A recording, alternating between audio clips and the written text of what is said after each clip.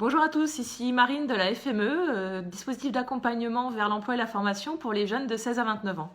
Aujourd'hui, je vais vous présenter un petit tutoriel sur l'entretien vidéo qui va être de plus en plus fréquent en cette période de sanitaire difficile. On connaissait l'entretien physique, bien sûr, l'entretien téléphonique et maintenant un nouvel exercice à préparer différemment, c'est l'entretien en visio. Alors, du coup, je vais essayer de vous donner des conseils clés pour que vous puissiez bien vous préparer réussir votre entretien visio si jamais vous en avez un qui se profile pour un poste que vous visez. Donc, je vais vous faire une petite présentation de 4 points vraiment super importants à réfléchir avant votre entretien visio. Donc, je vais tout de suite commencer par le premier. Donc, premier point, se préparer comme pour un entretien physique. J'entends par là, forcément la tenue. Quand on a un entretien physique, on est très vigilant à sa tenue. Et quand on a un entretien physique, on ne se pose pas la question de dire en haut je m'habille bien et en bas je garde mon pyjama. Non, je mets la tenue complète. Pour un entretien visio, c'est pareil. Déjà pour votre confiance en vous, ça va vous aider à vous sentir mieux, à vous sentir bien, à avoir confiance en vous pour cet entretien. Donc ça c'est super important déjà pour le mental.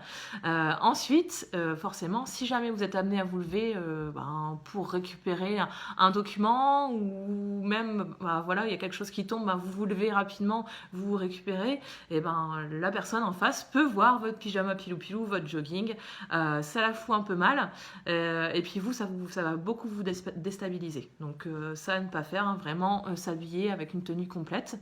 Comme pour un entretien physique, bien sûr, je prépare une petite fiche sur l'entreprise avec qui j'ai un entretien. Parce que si jamais il y a des questions, si jamais on vous pose la question qu'est-ce que vous connaissez de notre entreprise, toujours avoir de quoi répondre, toujours avoir bien préparé ce côté-là pour éviter les blancs. Et ensuite, bien avoir sous ses yeux son CV et l'offre d'emploi, ce qui évitera aussi d'avoir des hésitations sur son parcours, sur les dates où vous avez obtenu vos diplômes, sur vos expériences, à quelle date, etc. Voilà, au moins vous avez tout pour répondre à toutes les questions. Le deuxième point très important et très spécifique aussi, les tests techniques obligatoires.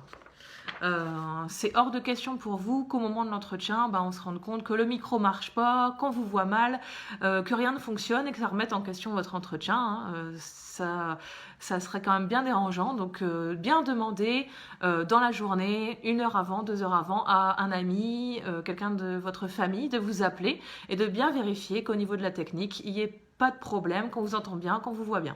Voilà. Le troisième point, préparer son décor. Parce que contrairement au téléphone, on va voir aussi la pièce dans laquelle vous vous trouvez. Donc, il faut bien sélectionner la pièce, avoir un décor le plus neutre possible. Éviter d'avoir des nounours, une chambre en pagaille derrière. Ça peut quand même donner une image de vous pas terrible à l'employeur qui est en face. Donc, vous voyez, moi j'ai choisi un décor très neutre, quasiment blanc. Au moins, ça évite que y ait des choses qui attirent le regard. Et comme ça, le recruteur restera bien concentré sur vous et pas sur votre décor. Le décor, ça comprend aussi les personnes qui vont habiter avec vous, donc qu'elles soient bien prévenues de l'heure de votre entretien visio pour éviter qu'elles viennent vous déranger dans la pièce. Parce que ça vous déstabiliserait beaucoup ça gênerait aussi peut-être l'employeur, même si ça pourrait aussi l'amuser, mais quand même éviter qu'il y ait des gens qui viennent vous déstabiliser pendant votre entretien. Bon, à part s'il y a le feu forcément, ça c'est cas de force majeure, on se doute bien.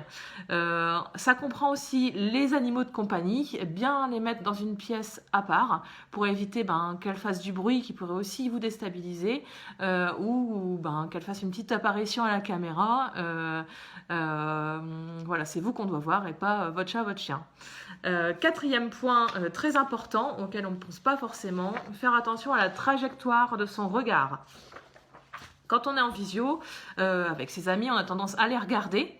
Quand on fait ça dans un entretien, on a tendance, la personne en face va percevoir quelqu'un avec le regard baissé.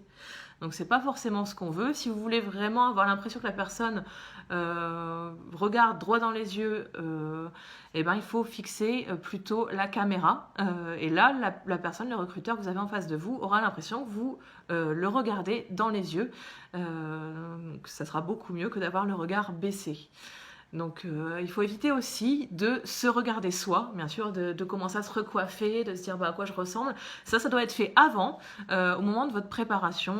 Vous voyez un petit peu si ça va au niveau de la coiffure et tout ça. Et après, vous touchez plus à rien parce que ça pourrait aussi donner une image de vous qui serait pas très intéressante au niveau du recruteur. Voilà. Bon, j'espère que ces petits conseils vous auront été utiles au moment de votre entretien visio. En tout cas, nous, à la FME, on reste disponible si vous avez besoin d'aide pour préparer vos entretiens, pour chercher du travail, pour chercher une formation qui vous correspondrait, pour réfléchir à votre projet professionnel. N'hésitez pas à nous laisser un petit commentaire sur cette vidéo. Et ben voilà, je vous souhaite une bonne journée.